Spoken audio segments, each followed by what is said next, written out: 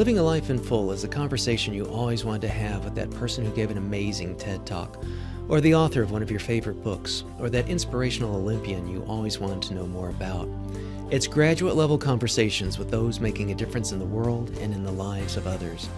This show brings you new ideas and approaches so that you can live a life in full. I'm your host, Dr. Chris Stout, and I hope you enjoy this episode.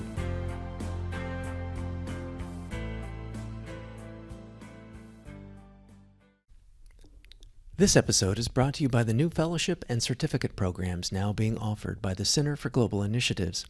As you may know, the Center is an all-volunteer organization, and the same is true for the faculty in these programs, so all the tuition goes to support the work of the Center. It has always been our ethos to open-source humanitarian intervention, and these programs use the same approach in that all the materials we use are freely available all the time to anyone, everywhere, even if you don't take a course. We have built a world-class faculty and contracts with other universities, medical schools, and partnered NGOs. There are 2 fellowship tracks, one for those wishing to start their own nonprofit or non-governmental organization, and one for those seeking mentorship for career development and advancement in humanitarian work. Our initial certificate programs include humanitarian intervention, social entrepreneurship, and global health practice. Please consider taking a world-class masterclass with us. Visit alifeinfull.org and click on the Courseworks tab to learn more. Thanks. Welcome to another episode of Living a Life in Full. I'm your host, Dr. Chris Stout. Today's episode requires a little bit of a warning label for listeners to not recreate or reenact any of the activities we'll be discussing without first having proper training or medical clearance. If you're dealing with a serious medical condition, please consult with a healthcare professional before attempting any of the techniques we'll be discussing in this episode. Don't be a knucklehead. Having said that, I am very excited to have Wim Hof as our guest. Unless you've been living under a rock, you've likely heard of Wim and his work. He's a Dutch extreme athlete, also known as the Ironman, for his ability to withstand freezing temperatures and environments. In terms of Guinness World Records, he has set over 20, including farthest swim under ice of 57.5 meters. And by the way, the day before, in preparation for this, his corneas started to freeze, so he was swimming blind under the frozen surface. He also set a record for the longest time in direct full-body contact with ice for, I believe, a total of at least 16 times. He still holds the record for running the fastest half marathon above the Arctic Circle while barefoot. He recently did the horse stance for 3 hours in the snow, and it's quite something to see. I saw it on YouTube. And he is hung by one finger from a rope tied between 2 hot air balloons over a mile high, and just wearing shorts, of course. And we'll put in links to all this if you want to check them out for yourself. And I'm sure I'm probably missing some other amazing kinds of records that he has as well.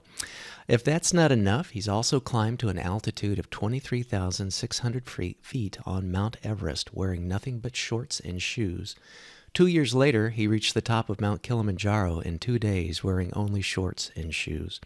He ran a full marathon in a desert in southwest Africa without water. Wim is the developer of the Wim Hof method, and he credits that approach to all of these achievements.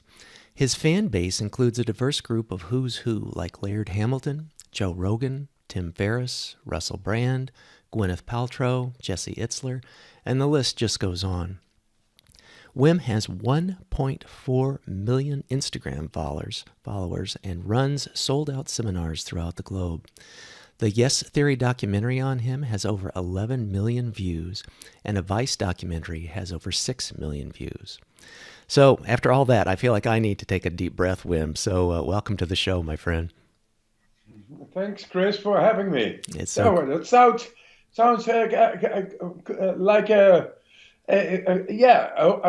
well thought through introduction to the Iceman. Oh yeah, well, welcome. So it's out of great respect and admiration. So you have set obviously a number of world records and done just really amazing kinds of things, but you've done them not in the context of like David Blaine magic stunts or anything like that. You've really done them as like demonstrations of what's possible. Is that right? Absolutely, absolutely. My drive was and is to show that the human mind and the human body is capable of more than we have stated within medical science. When I was 12, I saw in the world depression, disease, and the sorrow, the pollution, or whatever was going on in the world. And I thought, this is not healthy. Hmm. I'm going to do something about it. How? I don't know.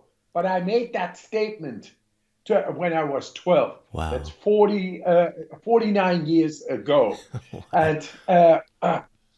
And from there, my journey only began. And very soon I reached, 5 years later, I got into the cold, I met the cold water. Spontaneously, I went in and I felt this is it.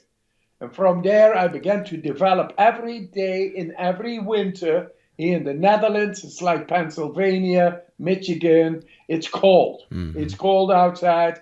And so every winter, you could find me in over frozen lakes or channels, making a Wow. hole and entering in it and doing breathing exercises while being in the snow in my bare chested. So just in short.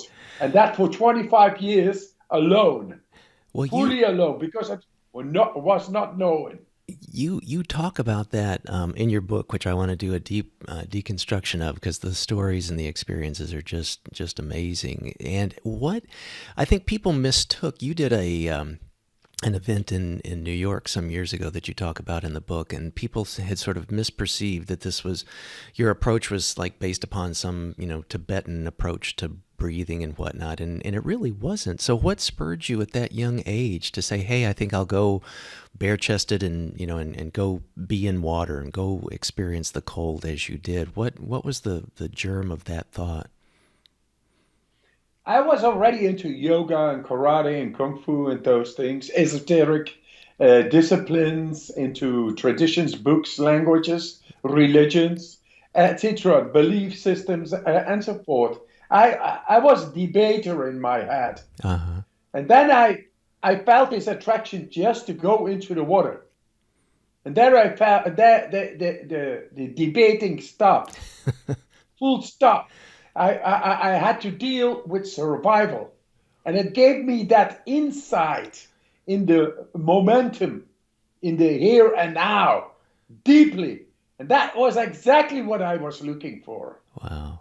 So from there, I began to build a deep experience of being insight, of deep physiology. And that was really the answer. And from there, I only developed more and more and more and more. And then, like 30 years later, I met science after doing a lot of records with the television, with Discovery Channel, National Geographic, all over the world, record after record after record after record, because I learned that on my own, 25 years of own lonely practice.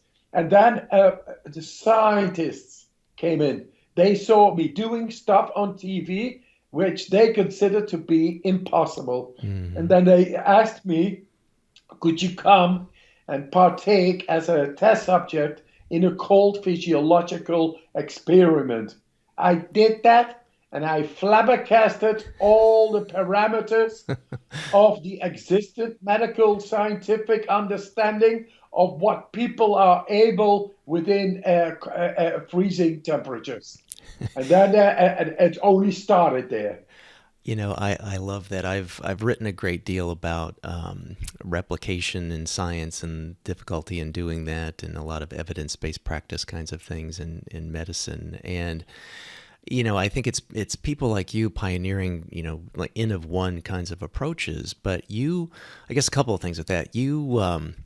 you're not without your critics. So that's why I think it's nice to have, legitimate science and universities, hook you up and test you out and stuff. And a few episodes ago on this show, I had a friend of yours, Scott Carney, on, and he's an investigative journalist, and he was out to kind of see what's this Wim stuff all about, and wound up doing kind of a couple of chapters on you in his latest book, but did an entire book on you and his experience. So tell the audience what that was like, why he connected, and then what happened after that.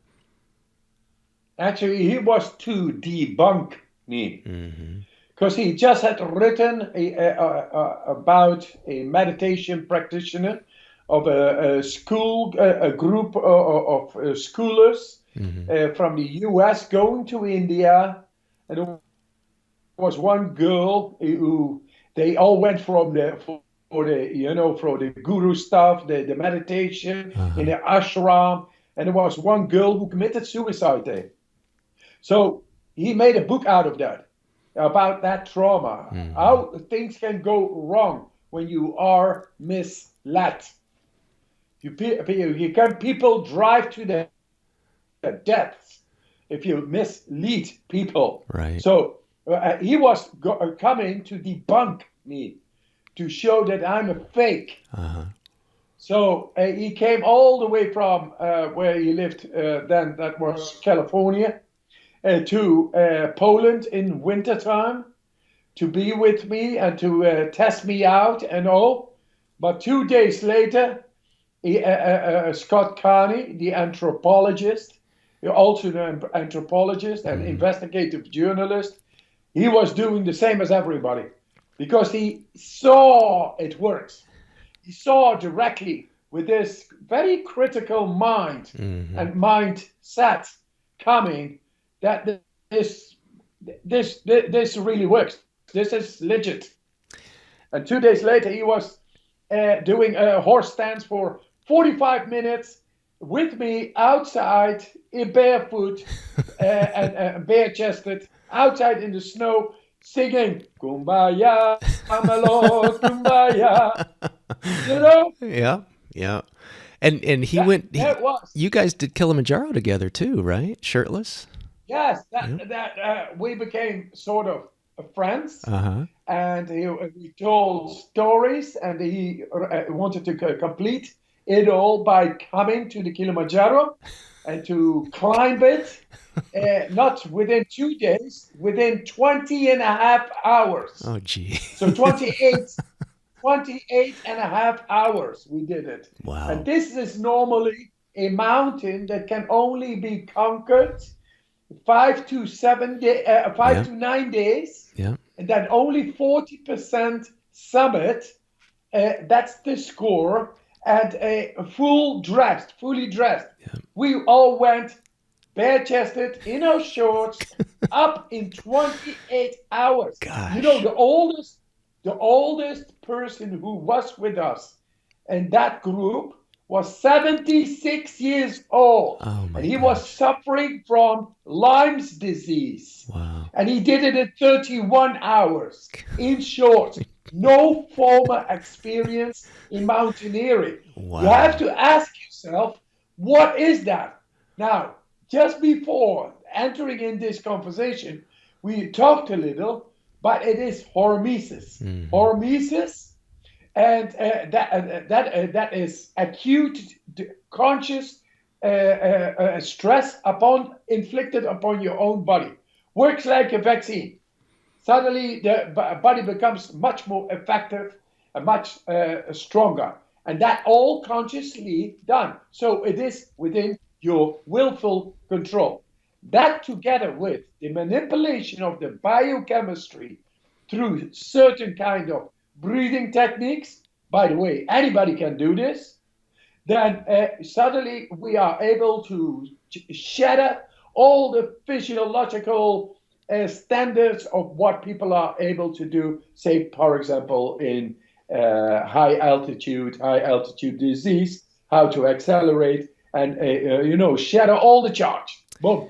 That's what we did. Wow. I did Kili, gosh, I think in '92, Wim, and I I took the 5 day route, and I remember, That's good. That's thanks. good. In Yeah, general, well, you're very kind.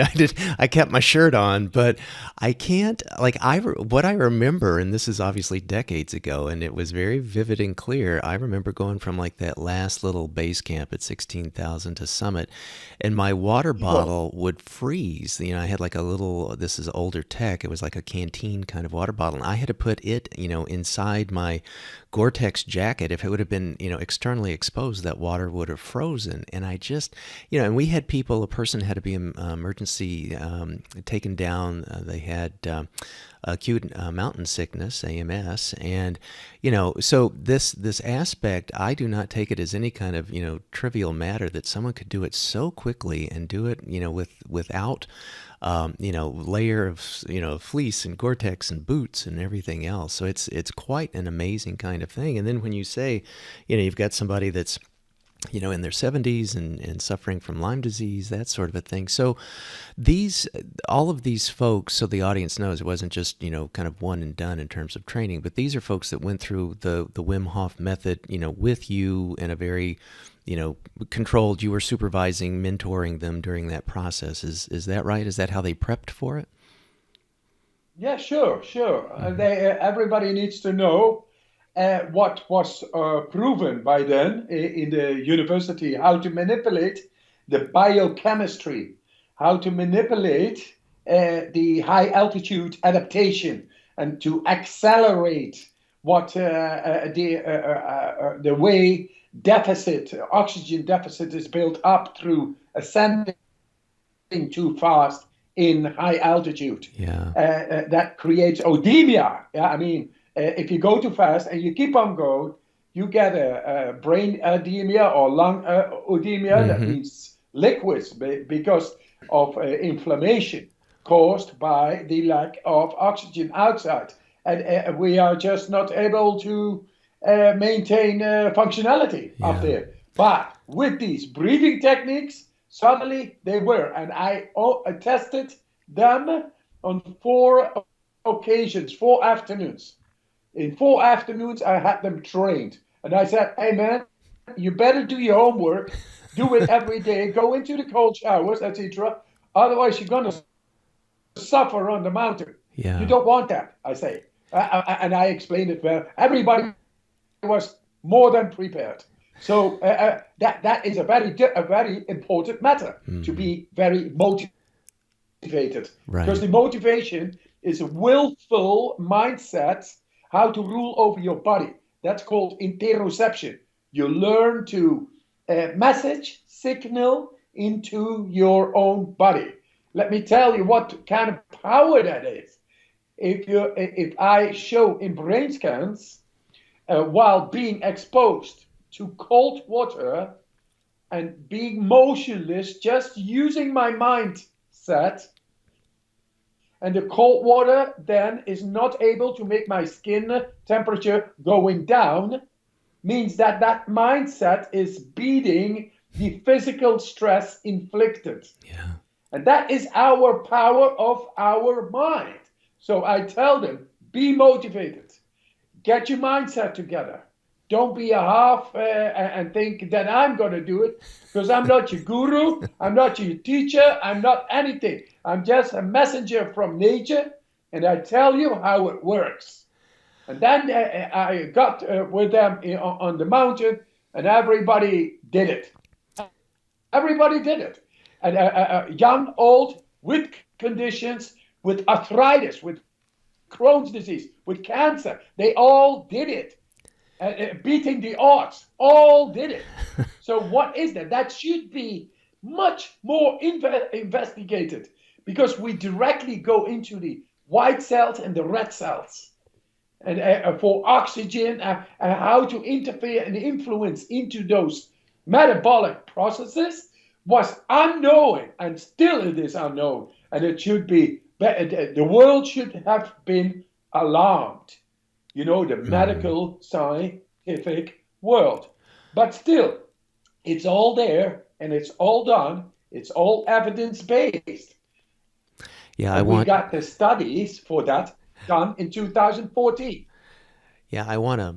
Yes, Gosh, this is so rich with a variety of things. One is I want to get to those studies because I think that really helps kind of convince some of those folks that say, well, this isn't science or this is some kind of trick. So I want to definitely go into those sure. in depth. But Got it. the other part of it is that Think so too. Think yeah, I so mean, too. well, and a lot of like kind of what you're saying. If again for the skeptics in the audience, a lot of this is, in a sense, with mindset, is like what sports psychologists do. Anybody else, no matter if you're just a weekend warrior running a 5K, it's the same kind of thing. If you talk yourself into, I'm going to, have a horrible time running this 5K, or I cannot climb Kilimanjaro, wearing swim trunks, then chances are that's going to be what's going to happen versus having that, more positive mindset. So I think if people think about it that way, Placebo. So yeah, yeah. placebo.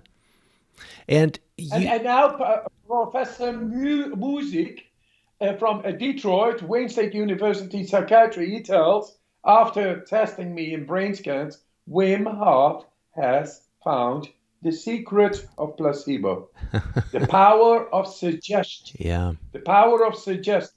If somebody gives you a sugar pill, but you think it is a real one, and it cures you, what the heck? What is that? That is not something abstract. That is a reality. Only now I put a finger on it. I say that reality, you are able to activate it, you by yourself. And you can increase it even. Well, So that's the power of placebo. yeah, and you've demonstrated Yes. that as well with these studies because again, the natural thing to say is, well, Wim's special. Wim's got some kind of, Wim's like got some metabolic, biological, kind of thing that very few other people have or that no one else has. So of Yeah. course, Wim can do all these things. But then you said, well, okay, let's teach it to other people. And then you did. I don't know if that was one of the studies at Wayne State or if that was one of the ones in the Netherlands. But share what Netherlands, yes. yeah, tell us about that. How did you train folks, and then you guys were given a toxin? There it is. So 16,134 people are being experimented within the endotoxemia model experiment. That is, endotoxemia is E. coli, part of E. coli bacteria, which makes the immune system, the innate immune system, really activated. That means that the interleukins, say number 1, number 6, number 8, number 10, number 11, and the tumor necrosis factor, it all works on those. It's inflammation that normally is caused by the injection of a E. coli bacteria, a controlled experiment wherein people become sick between 3 to 6 hours. So 16,130 people, 34 people became sick with that model. And then suddenly I came there and I didn't show any inflammation. And Wow. then they said, but you are an anomaly. You are an exception that confirms the rule. I said, okay, that's not true. What I can do, anybody can do. I will show you. Give me a group of people. Finally, they gave me a group of people, and we did a comparative study with 18 people I trained and 12 people who were not trained. And 12 people of my 18 people were randomly chosen. So 12 people got the endotoxemia, and the control group also got the endotoxemia injected. The 12 injected did not become sick. And the 12 who got the injection all became sick. And then they looked inside the blood, and then they saw that the interleukins, so the inflammatory markers, were all suppressed because of these breathing techniques, activating the adrenal axis, the epinephrine. The epinephrine so much directly within a quarter of an hour, the E. coli's bacteria's reaction upon the innate immune system, the inflammation, this so-called cytokine storm. By the way, the damaging factor of COVID-19 is the cytokine storm. Mm-hmm. We got that cytokine storm suppressed within a quarter of an hour, 100% score. And that was not shown in medical history before. It was not only that the cytokine storm was being suppressed at will, they saw that the autonomic nervous system was being activated. And that related with the immune system is a far deeper control over our physiology than ever in medical science has been shown. And now it is important to show the world. We already did it, and we published in the best of papers. And there was, but they should bring this widespread to everybody, because everybody is able to do this. It's not so difficult. Right. So when someone's prepping to do Kilimanjaro, or someone's prepping to be part of a controlled trial, does the person need to practice the breathing method like X number of times? Do they do the breathing method during the process of being injected and after being injected, or as they're going up the side of the mountain? Or no. Of course, you need a normal basic condition, mm-hmm. but then you need your motivation. Let's get back to the motivation. The motivation is the ability to signal your own physiology in the depth. That is interoception. I showed that in Detroit. So, it's commonly known as motivation. Mm-hmm. Be motivated. That's it. It's commonly known as motivation. No doubts, no this. Where it's neurological investment. Gotcha. That is motivation. Okay. So there it is. That is number one. And then if you do the breathing, if the people who are listening now, if they only do once this breathing technique, then they really feel that there is a new understanding, that there is a new way to hack into your own deeper physiology, deeper than was considered possible.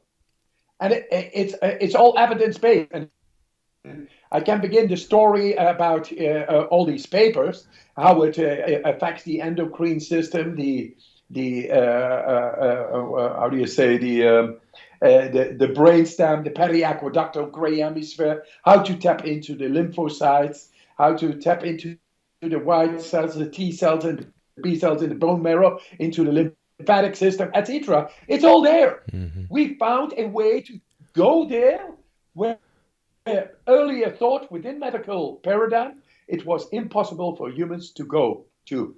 And there we are now. And everybody is able to do it, like in an hour. Wow. Well, it's 1 hour, everybody is able to show themselves to go deeper than they have gone ever before. Wow.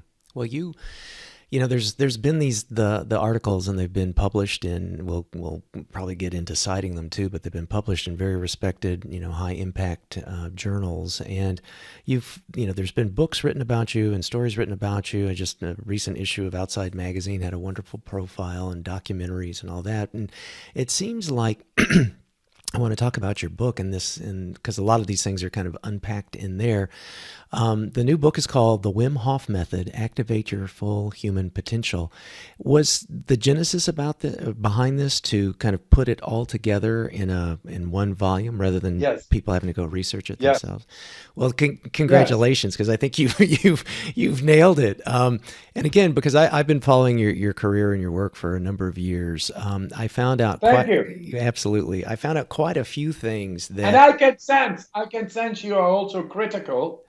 So you know how to look things with the usage of the lamp. Mm-hmm. That means with your mind, with your analytical mind. And you got it. I can sense it. Well, thanks. This is a no nonsense book. Yeah. No bullshit. The real thing. It works. Here it is. keep it simple, and just do it. Then you don't need to buy anything of me. Just do it and experience it by yourself. We have developed a free app, and it doesn't cost anything. And we put a lot of money inside to develop, to make it better and better, to make sure that everybody for free is able to take this on. There we are. Well, it's also nice. Your book, pardon me, has a kind of an autobiographical, autobiographical part that I think a lot of the other articles and books and documentaries and things don't quite go into as much. And I think it's sort of also nice the way that you talk about these things in a very transparent. I mean, like literally, you go back to your birth and the relationship with your mother and how life sort of unfolded with that. So it really is an origin story. It is nice because we all come from our mama. Mm-hmm. And we are all the same. We are like one family on this whole world. And all our difference, it should shut up. It should be cut out. Because we are able to show biochemically that we are looking for the same thing. And that is happiness, strength, and health. We want our soul. And it's time we are showing how the soul is being reached through studies that show within the DNA how the building stones of a life, how everything is built up logically and understandably, transparent and accessible. And this is what I'm doing. I come from nature. I came from nature. I come from mama. And I grew up. I went into Mother Nature. And I came through science. And now I come to tell this works. It's not me, it's from nature. And there is more where that is found. And it's for everybody plenty. So let's share it. Well, it seems like there's a variety of different kinds of applications of this. We'll get into maybe, I think all of them, but let's start off with looking at it in the context of athleticism. I mean, you've obviously climbed and taught other people to climb in very harsh circumstances and conditions, and you've run in the super cold and the super hot, but you've also done Navy SEAL training. You've also trained MMA fighters, things like that. So the application of this, let's talk a little bit about how you've seen it be applied to whatever practice, meditative or athletic, and how does it work for someone that wants to, either manage their environment better or improve their athletic performance? Yes, we are built from the prehistoric physiology to endure the environmental stress that has built up our bodies to be able to adapt. That adaptive power is a great power, and it revises every time it is stimulated the whole body, the neurology, the physiology, the cardiovascular system, the whole thing. While living in a comfort zone behavior, we actually alienate from that stimulation. And thus the deeper physiology is like dormant. It's on a standby. It's like a muscle that is not trained anymore. Mm-hmm. And logically, the effectivity of your performance will go down. Mm-hmm. And only doing sports is not enough to get into athletic high performance levels and improve. That you need the mind. You need the biochemistry within your control. And I've been showing that how to do it. If you make your body more alkaline in the muscle tissue, then people, just by changing in 30, 40 breaths, doing them deeply inside out, then blowing off. So with empty lungs, in retention, stopping of breathing, refraining of breathing, and then do push-ups. You would do more push-ups than you would be able to do normally, breathing and all. And you would sense no fatigue. You just keep on. Why? Because our angle to control our biochemistry has changed completely. And then suddenly our will is, the neurology of our will is signaling. We want to do the best. This is what I say to these people. Within 2 minutes, you only give your best, then the best will come. Because you are built to be the best of yourself and to be within your control. Only we got alienated from our biochemistry because it is sort of dormant. Mm-hmm. But now it is fully activated through this breathing.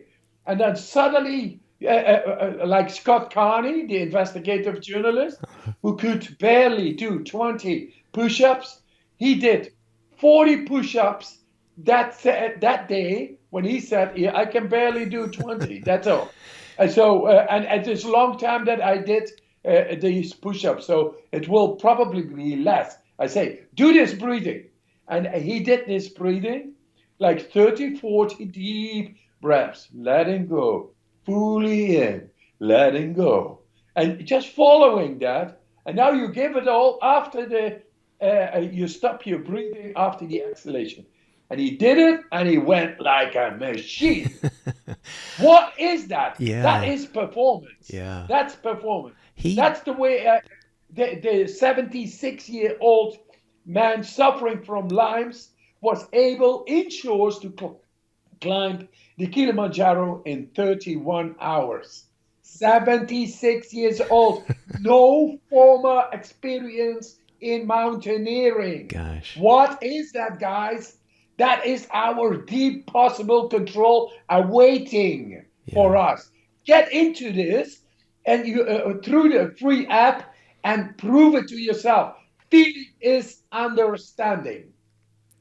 Yeah, Scott has become really kind of, from being, investigating things and really, I think, being kind of, shown what could be done and understanding it from, as you've described, really kind of a physiological, biological, scientific basis. I saw he was on the Dr. Oz show a while back and did that exact experiment that you were talking about with Dr. Oz and with two random, people from the audience, and they all. They all very surprisingly sort of outperformed themselves in terms of what they were thinking and of what they could do. And, I'm a practitioner. It's part of my daily routine. And one of the things that you talk about in that is that it's sort of like, there's no other animal that purposely, kind of goes through this, oxygen deprivation, so to speak. And as you like coach a person through the practice, I find it very helpful to kind of, you talk about the whole breathing approach, which we don't need to mimic right now, but there's part of me that when I do it, you have this sort of this psychological thing of like, I'm not breathing, or you've got the tingling feeling, that sort of a thing. And then for me, and I don't know how generalizable this is, but maybe 5 seconds past that, then it's fine. It's sort of like that, back to the hormesis, the managing of discomfort, knowing that everything's fine. I'm not like you, Wim, under an ice floe, freezing my corneas, but I'm in my house. I'm going to be okay. I was just a guinea pig. I appreciate you doing that. I had to go as far to beat myself, to beat my own conditioned mind, and then finding out the way. It's like dialectics. It's not this, but there I need to go. Yeah. And then it's not this, there I gotta go. Because I had to go into the unknown to find out what is a possible cure for so many problems within the human race related to happiness, to health, and to strength. I had to go into nature. So I went far, and then finally I came out. And now it is simple. It is simplified and strong and evidence-based. Speaking of the mental and the psychological, do you feel comfortable talking about your Chapter 6 story? Oh, yeah, anytime. Okay. You said that about my wife. Yes. 95. Yep. Yes, she just before she jumped down, 8 stories down, she kissed her babies goodbye. Yeah, I had 4 children with her. I still have them. and I work with them right now. We got a great company together. We love each other. We got a very a deep tie, very effective, great chemistry. But back then, we were the victims of the contemporary psychiatric understanding of what schizophrenia or manic depression was. And then back then, I had no power. Now I'm working with the best psychiatrists, and they say this is a transformational technique that will change mental health care. I now know how to regulate the mood, how to enter into the deepest part of the brain, all at will, and show it in brain scans. But back then, I was torn in my heart after her passing in situations of life in the depth where I had absolutely no control over. But then the journey began, and the seeking began, and the agony began, and the healing began, because I had 4 children with little money, and I was left back then.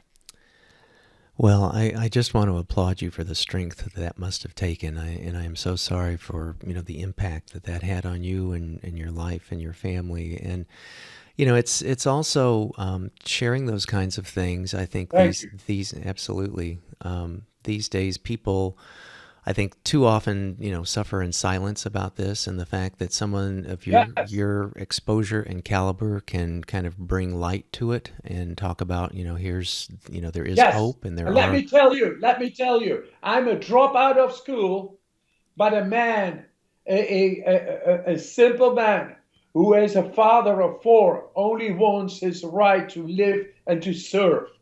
Don't mess with a person like that, because he's going to stand up and he's going to overthrow the psychiatric way of approaching people with all these ailments. I will show how to bring down depression. And I'm doing this right now in cooperation with the University of San Francisco and Detroit.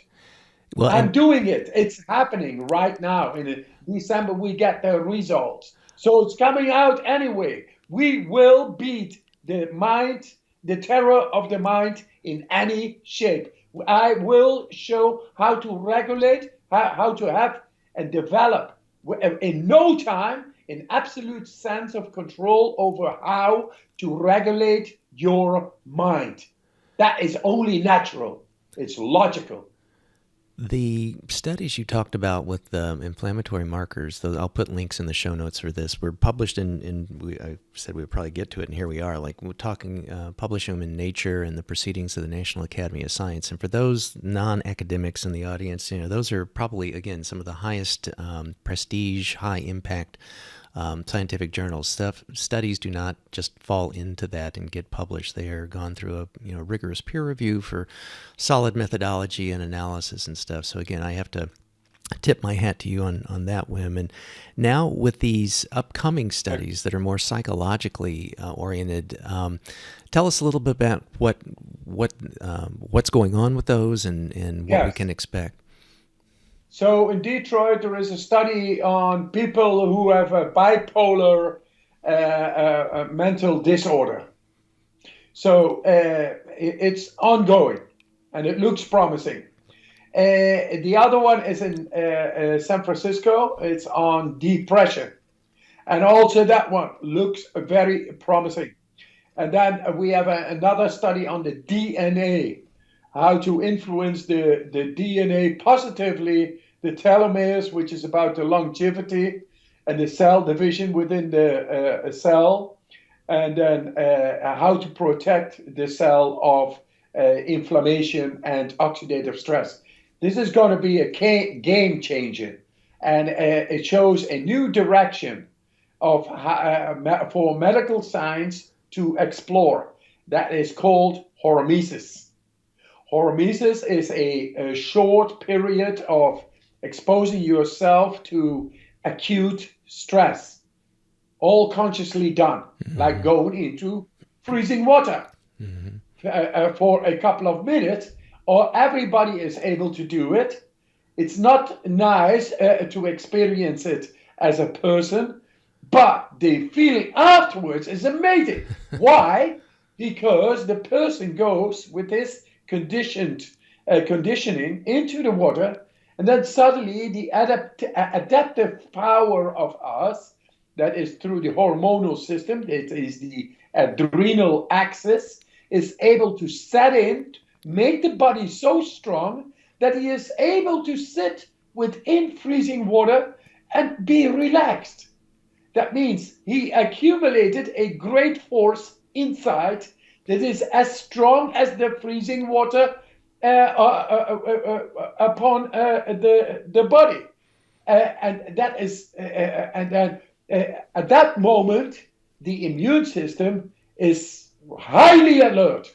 Then bacteria and virus really, they have no chance, because the highly alertness of the immune system through the acute stress upon the body, activating the adrenal axis to a state. I mean, they took the blood of people doing this, and they saw people doing this or the breathing exercises. It's both hormesis.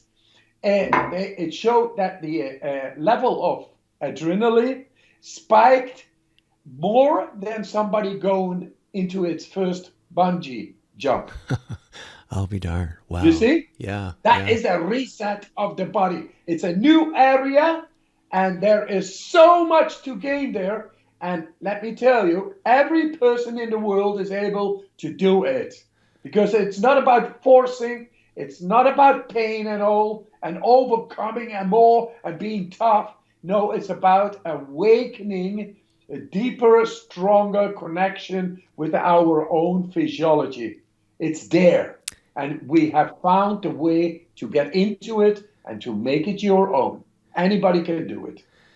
So I know some scientists along the line have said, well, back to a little bit of the Wim's unique, and there are some studies about adipose body fat, the dark fat, and people said, well, people of Wim's age typically, like Wim's got that level of physiology like a teenager would, or someone in their 20s. So someone said, well, then this is it. This is how he's able to do that. But then there's this kind of nice, handy DNA companion subject.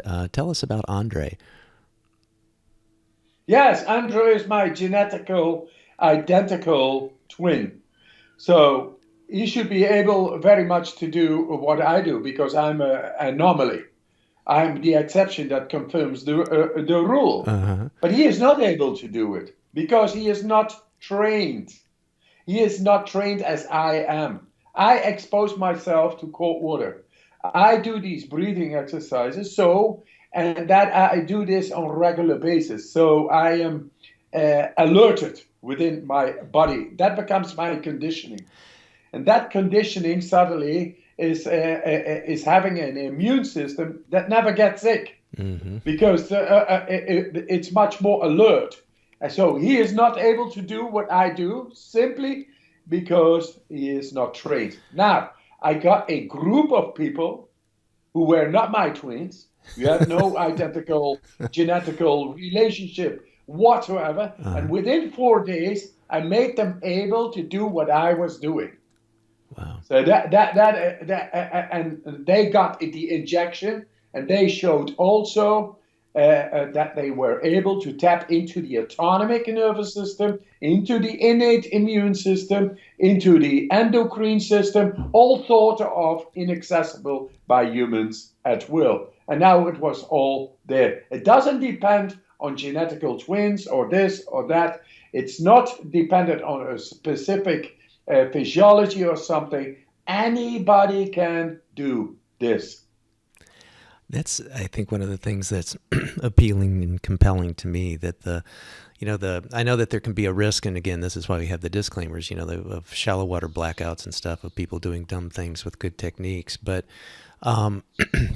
the aspect of, like someone, there's a lot of fringy folks out there doing biohacking that, they're doing DNA hacking and, their own little CRISPR tests and their CRISPR modifications that are all, in my book, quite. That is a nice area, the CRISPR. Yeah. I think there's Yeah. That is the new thing out of 1987 or something, and CRISPR about cutting and pasting, sort of. So Right. that's a simple way Right. out of their own bone marrow. Now, let me tell you, through these techniques, you get into the bone marrow. You will activate the T cells and the B cells. You will go into the lymphatic system and create lymphocytes. Freedom. That is this technique all about. It is, we don't need CRISPR if we get into this, because we are our own doctors, our own CRISPRs inside, with the ability to enter as deep. Yeah. So it should be much more investigated. I only gave a couple of indications of how it can work. I gave a direction, but there is a whole vast new map going. It's a new world. Mm-hmm. And that new world should be absolutely investigated by real investigative spirits. It's like the New West. Yeah. It's the New West. That's right. It's Well, the promised land. yeah, I think It's the promised land, and and we are the ones, man. I think, there's a maybe a more open-mindedness to looking at things, because people are looking at and seeing two issues of health and depression and mental health, issues of exercise and issues of diet and issues of microbiome and these things. And I think this is like one of those components that goes right back into it with little side effect. If tweaking other kinds of things, can be perhaps a little bit, dangerous for people. But I believe I know, so clarify for me that like some of the contraindications for the Wim Hof method might be pregnant women. Is that correct? And are there anybody else that really... Don't go into the activation or deep activation of the adrenal axis when you are pregnant. What happens if when a wolf is hunting sheep, then they get spontaneous abortions while running. Huh. While running. That is our nature. But when something is going on, danger from within, that means autoimmune diseases, depression, or we need to performance, it's all the fight, flight, danger is coming, then I know how to get into that. And for those who have these conditions, I say, still, you have a way to, by a tempered way of the Wim Hof method, exercising, you will be able to get all the benefits. To those women, I say, don't do these deep breathing exercises, only when you birth the child. But while you are pregnant, you can do conscious breathing. Means more oxygen is coming in, and it will benefit the fetus. It will go into the blood, and that will enter into the womb. That is one thing. And to those women who are pregnant, please do cold showers, because the blood flow will be helped by exercising, stimulating the millions of little muscles around the arteries, capillaries, and veins throughout the body, and that will benefit the blood flow going also to the child with all the vitamins and the nutrients and the oxygen. So please do that. It brings your heart rate also down, because all these millions little muscles will help with the blood flow, so the heart doesn't need to compensate for a lower condition of the millions of little muscles. And what it results in is that you learn to deal with pain. Cold is pain, but you learn to deal with it, and it becomes really addictive. Then your stress levels go way down, because your heart rate goes down with 20 to 30 beats a minute. Wow. 24 hours a day. And then the energy goes up, because the nutrients, the oxygen and vitamins are being transported a lot better through the system and reaching the womb.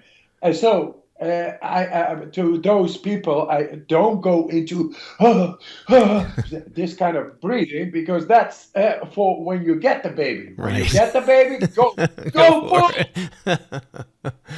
So you've Yeah, man. you have mentioned that there are a variety of different kinds of tools available for the Wim Hof method, and I know the app. I have the app, the book, which I also have.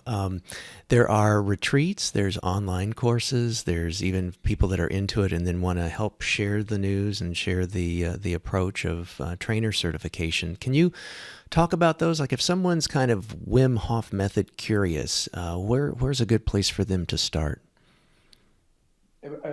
First, to start with feeling, experiencing it for yourself. You need to convince yourself through your own experience.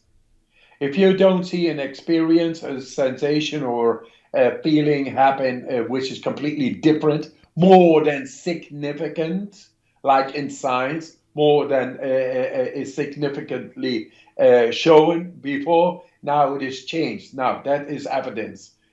Find the evidence you for yourself. Then come into the community. If you got something, a condition, then there are about 150,000 people who healed of their ailments, and they have shaped up like a free hospital, open hospital, with all the advice coming from their own way how they cured, and everybody, from arthritis to cancer to asthma, Crohn's disease, or ulcerosis, or depression. It doesn't matter. Any ailment is there, been experienced by people, and they will talk about it. It's not that you got to do this, otherwise you don't become better and things. No, it's open, it's free, it's nice, it's natural wisdom we share with each other. Quite logical, and there it is. That is a community there. For all your questions, there is a answer. That's great. Then, of course, we do sometimes retreats where you can meet me, and I'll talk. Because I believe in this. I believe in this, and I'm developing every day. And you hear me talking, I talk sense. But I was a dropout, and now I'm working with the best professors and doctors in the whole wide world.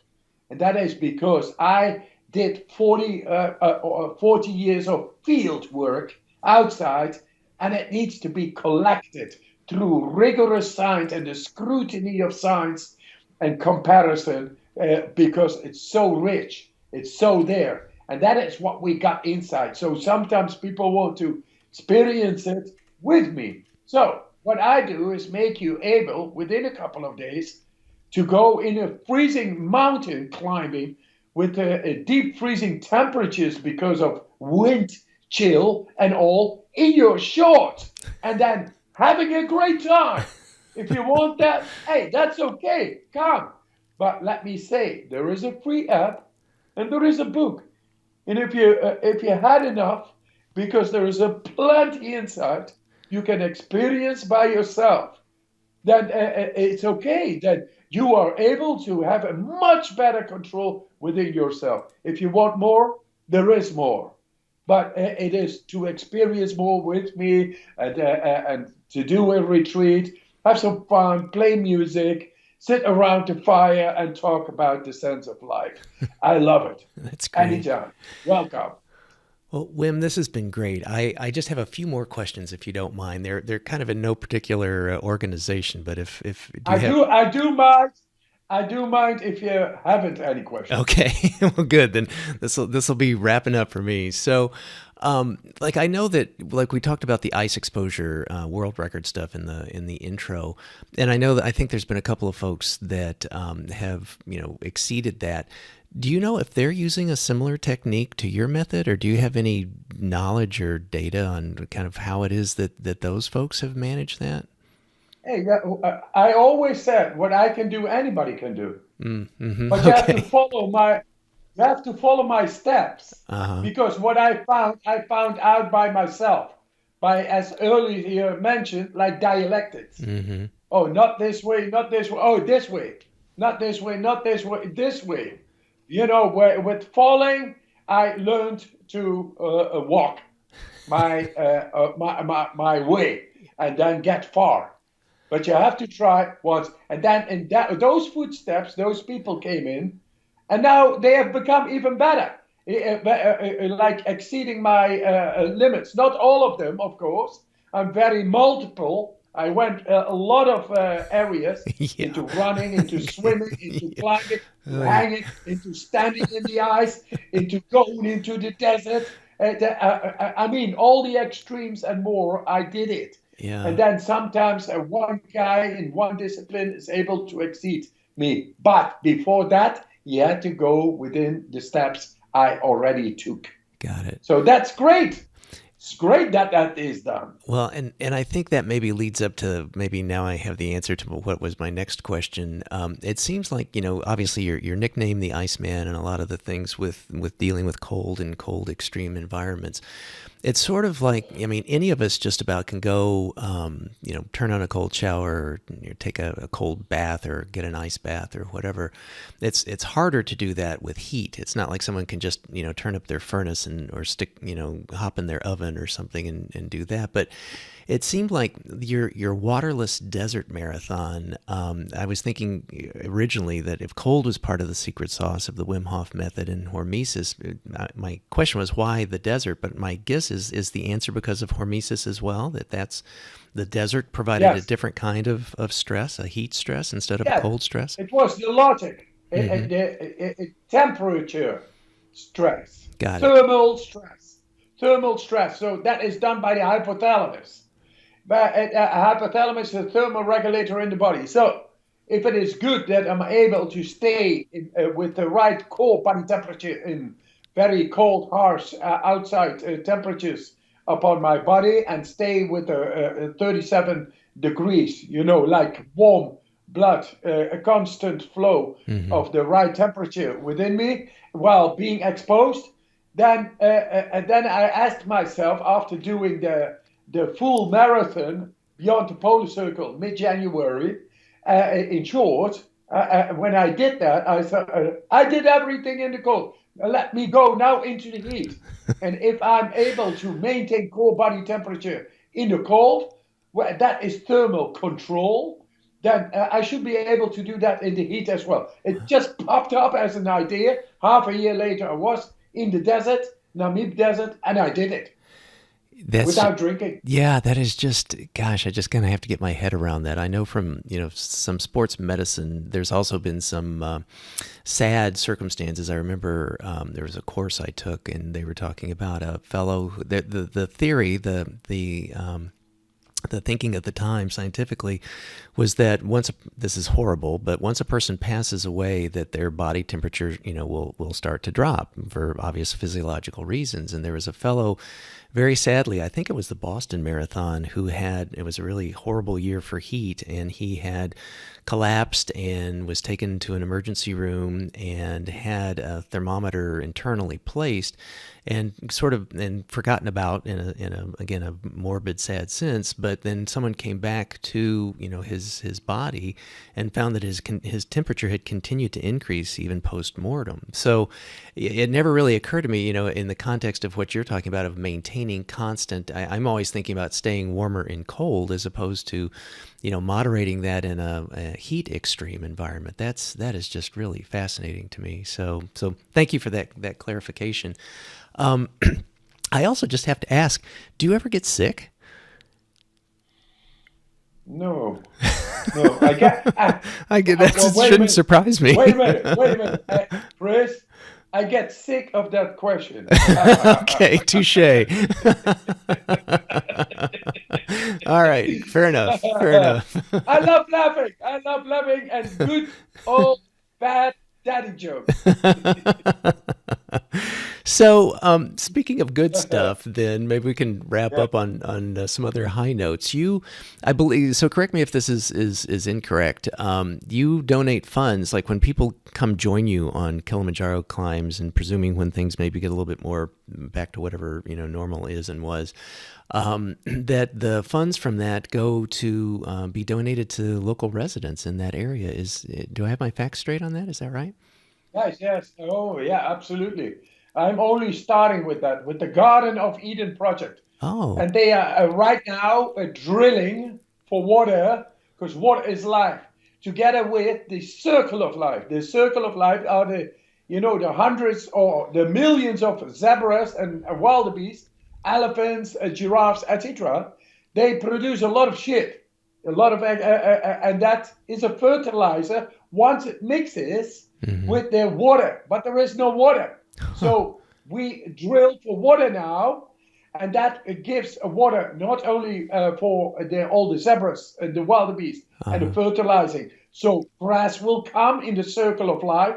That is Kenya and Tanzania, but also the Maasai with their cattle. Wow. So they live in harmony with the circle of life, with the elephants, the lions, the zebras, and all.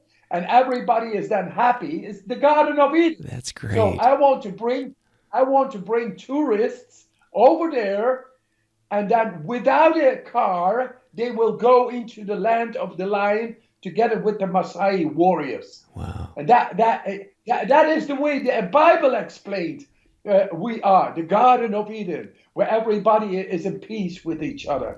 That is possible. And I'm going to create it. I'm doing this right now. And we are going to climb the Kilimanjaro with 32 people. And they all pay like 12,500 euros a person. So we can do like 20 of these wells. And that will bring prosperity. It will bring water. Water is life. And that's the Garden of Eden. So, but another thing is I want to finance a orphanage forever. Like not like 100 of years. And then that's my is another goal. Offline, you and I will have to connect again, because I founded a kindergarten in Tanzania as a result of my climbing over there. So I think we've got maybe kind of some overlapping circles and interests, and maybe even some friends and colleagues. So I'll do a one-on-one follow-up with you after this. We'll have to talk more about that. Right. I did not know about the Eden Project. That is just wonderful. So, right on, man. So, in closing, what are the best ways for our audience to connect with you, to learn more, to do some self-exploration with the method? Please find that you are much more than up till now was thought possible. Go into the free app and do it. Just do it. Don't think too much about it. Just do it. Good. And all the science is done, so you don't need to mind about it. Just do it, and you will find out how much more beauty there is inside of you. Just do it. Boom. Yeah. I love it.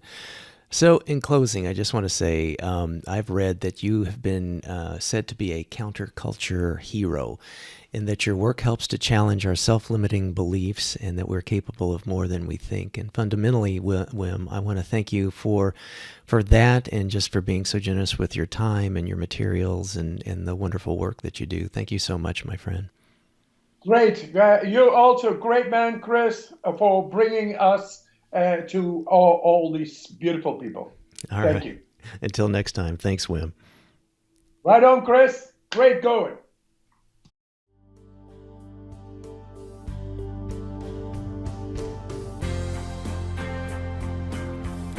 Living a Life in Full is a production of Stout Media, a subsidiary of Gordian Knot, LLC.